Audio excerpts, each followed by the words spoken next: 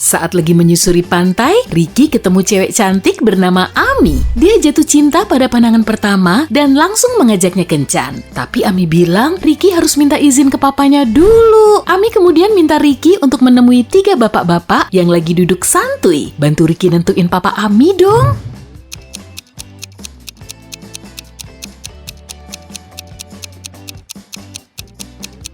Pria yang di sebelah kanan ini punya kalung yang mirip banget kayak punyanya Ami. Kemungkinan dialah papa Ami. Jihan terbangun di ruangan angker. Pintunya terkunci dari luar, tapi di salah satu dindingnya ada catatan yang bertuliskan kuncinya tersembunyi di tempat rahasia. Di kertasnya juga tertancap jarum dan benang. Cariin tempat rahasia itu ya, biar kamu bisa ngebantu Jihan keluar dari situ.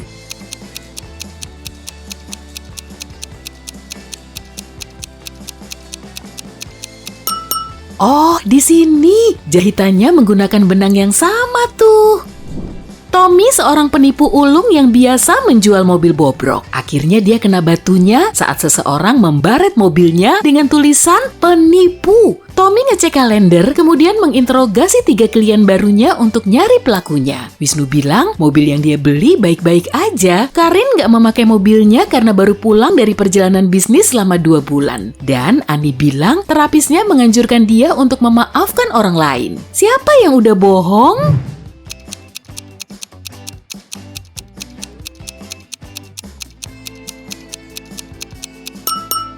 Ani, warna kuteksnya sama kayak coretan di mobil tuh.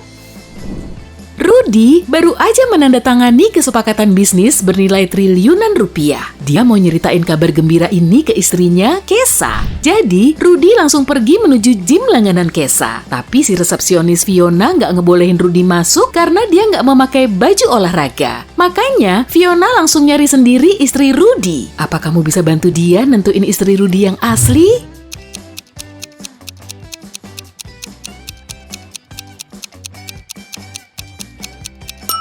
Kalau diamati lebih dekat, kamu akan tahu rambut Kesa pasti pirang. Lihat aja baju Rudy. Berarti cewek yang berambut coklat ini bukan istrinya. Meski 2 cewek ini kelihatan mirip, cuma dia yang memakai cincin kawin. Jadi, cewek ini pasti istri Rudy. Lihat gambarnya baik-baik ya. Apa kamu bisa nemu gambar yang paling aneh?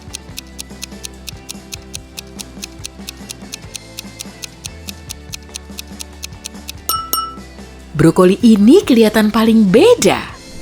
Petra seorang blogger dan pemburu hantu. Saat Halloween, dia menerima surat anonim yang isinya kira-kira begini. Ada hantu beneran lagi terbang di taman kota. Petra langsung nyiapin peralatannya dan bergegas ke lokasi. Tapi setelah sampai di taman, dia ngelihat kerumunan orang berkostum Halloween. Hantu aslinya ngumpet di mana ya?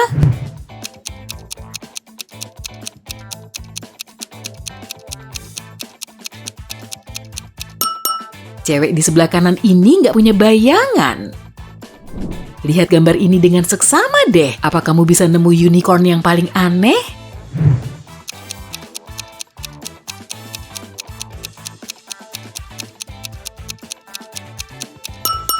Semuanya emang kelihatan aneh, tapi yang ini jelas paling beda.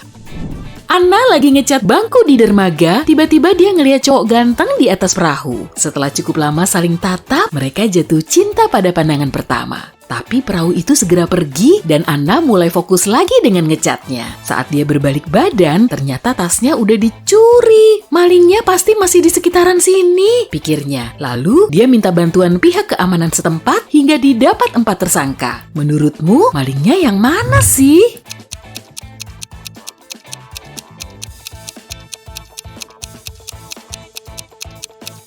Pasti cewek ini. Kakinya terkena noda cat yang dipakai Anna buat ngecat bangku.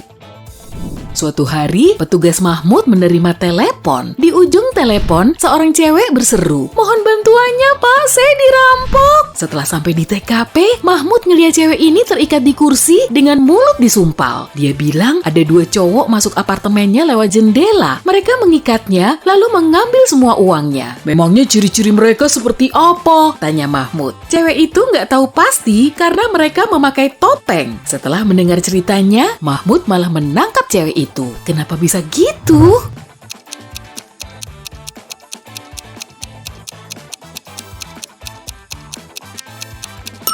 Tangan dan mulutnya kan diikat. Kok dia bisa menghubungi polisi sendiri? Jessica terbangun di ruang bawah tanah yang nyeremin. Di sekelilingnya ada perabot tua dan cermin antik, dan tiba-tiba dia ngelihat 3 pintu. Tapi di balik setiap pintu ada monster ganas yang siap menunggunya. Monster pertama bisa nyulap makhluk hidup menjadi batu, monster kedua suka ngamuk dan sangat kuat, sedangkan monster ketiga punya gigi beracun. Apa kamu bisa bantuin Jessica milih pintu yang tepat?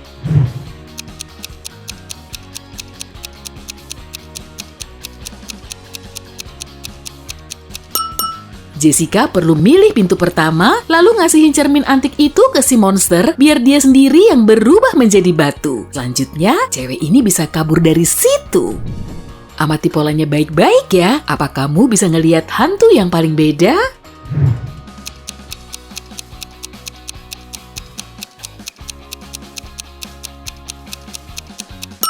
Yang ini. Erika seorang pelatih harimau dan singa. Tadi pagi salah satu harimaunya kabur. Nah sekarang lihat gambarnya baik-baik deh. Harimaunya di mana sih?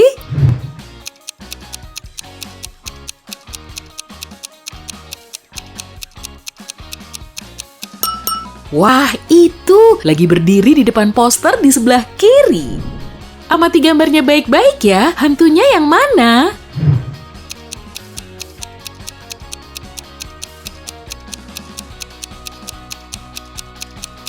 Cowok yang di sebelah kiri, di piringnya ada makanan enak, tapi kok cuma dianggurin? Cowok yang di sebelah kanan udah ngabisin setengah minumannya, sedangkan cewek ini megang apel yang sudah digigit 1 kali. Jadi jawabannya cowok yang di kiri. Seorang miliarder ditemukan pingsan oleh ketiga anaknya di ruang kerja pribadinya pada pukul 12 malam. Detektif menginterogasi ketiga anak ini. Tuti bilang dia nge-gym sejak pagi. Lia bilang dia masuk ke ruang kerja ayahnya sekitar jam 10 pagi untuk ngasih makan ikan. Tapi dia nggak ngelihat papanya. Gina bilang dia tidur seharian setelah semalaman begadang. Siapa yang udah bohong?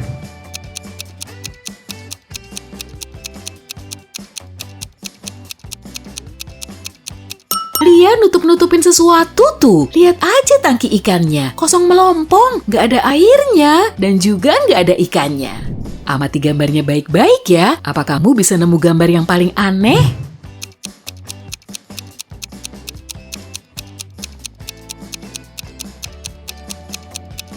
Di wadah ini nggak ada madunya. Anna lagi makan siang di restoran favoritnya. Setelah pesan makanan, dia ke kamar mandi untuk cuci tangan. Tapi setelah dia kembali, ternyata tasnya udah hilang. Si pelayan bilang dia sempat ngeliat cowok berlari ke lantai 2, di lehernya ada tato. Anna kemudian menetapkan 3 tersangka. Kira-kira malingnya yang mana ya?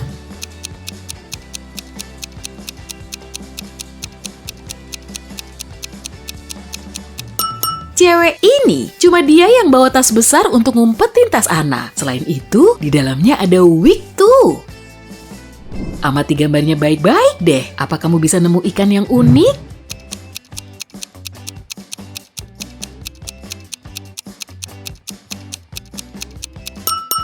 Yang ini paling beda. Kiki lagi hiking sendirian sambil foto-foto untuk diposting di blog travelingnya. Dia memasuki gua dengan stalaktit indahnya. Tapi tiba-tiba terjadi gempa bumi yang bikin seisi gua berguncang. Kiki harus keluar dari situ, tapi dia lupa jalan masuknya. Kemudian muncul 4 terowongan. Terowongan pertama didiami kelelawar beracun, terowongan kedua dipenuhi api, terowongan ketiga berisi gas beracun pembasmi serangga, dan terowongan keempat ditumbuhi tanaman radioaktif berbahaya. Terowongan mana yang paling aman?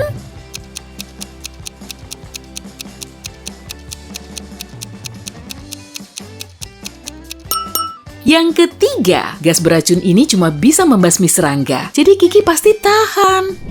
Seorang pemilik resort ski menghubungi petugas Andreas. Saat terjadi badai dahsyat di malam sebelumnya, semua uang di brankas hotel dibobol maling. Tamu resort saat itu cuma ada 3 orang, jadi petugas Andreas juga menginterogasi ketiganya. Henry semalaman gak keluar kamar karena lagi asik nonton pertandingan hoki. Gita bilang dia minum obat tidur dan langsung tertidur. Diana bilang dia berpesta semalaman dan baru pulang 20 menit sebelum si detektif sampai di sana. Siapa yang udah nyuri uang itu?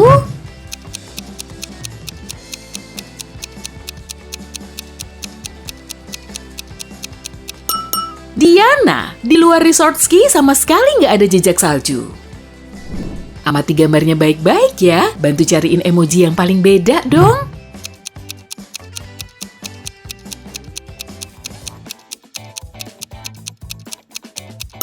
Emoji ini punya kuncir belakang.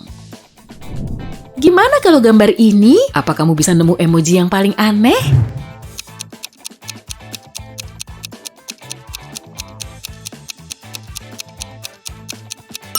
Gaya rambutnya kelihatan beda. Nino dan Alisa makan malam di restoran steak terkenal. Tapi sejak awal, semuanya udah kacau. Mereka ngelihat seorang pelayan tergeletak pingsan di kamar mandi. 5 menit kemudian, polisi tiba di TKP dan segera menginterogasi para staf. Koki pertama mengatakan, sejak tadi dia cuma manggang daging di dapur. Koki kedua bilang, dia baru ngebersihin ikan untuk bikin sushi. Koki ketiga juga bilang, kalau saat itu dia ada di dapur untuk bikin salad. Sedangkan koki keempat baru kembali dari istirahat makan siang. Siapa yang udah bohong?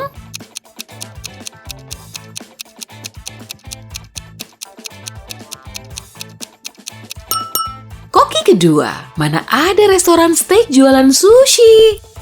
Saat melewati koridor kampus, Jody ngeliat portal. Seorang ilmuwan nyentrik muncul di depannya, meraih tangannya, lalu membawanya ke laboratorium rahasia. Jody pengen banget dibebasin, tapi ilmuwan itu cuma menjawab, "Kamu akan tinggal di sini selamanya." Jody mengambil buku catatan dan pensil, lalu menawarkan kesepakatan. "Kalau aku nulis umurmu di buku catatan ini, apa aku boleh pulang?" Karena tertarik, si ilmuwan akhirnya mengiyakan. Setelah nulis di buku catatan itu, Jody bisa bebas. Memangnya dia nulis apa?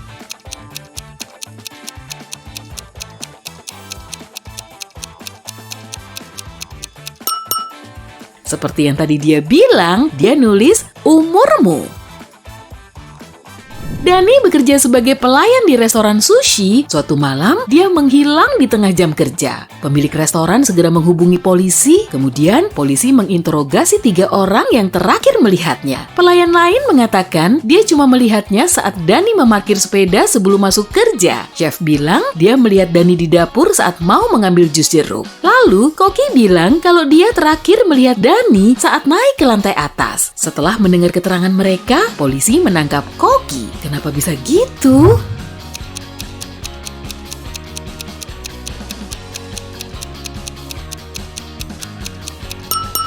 Restoran ini cuma 1 lantai, jadi Dani nggak mungkin naik ke lantai 2.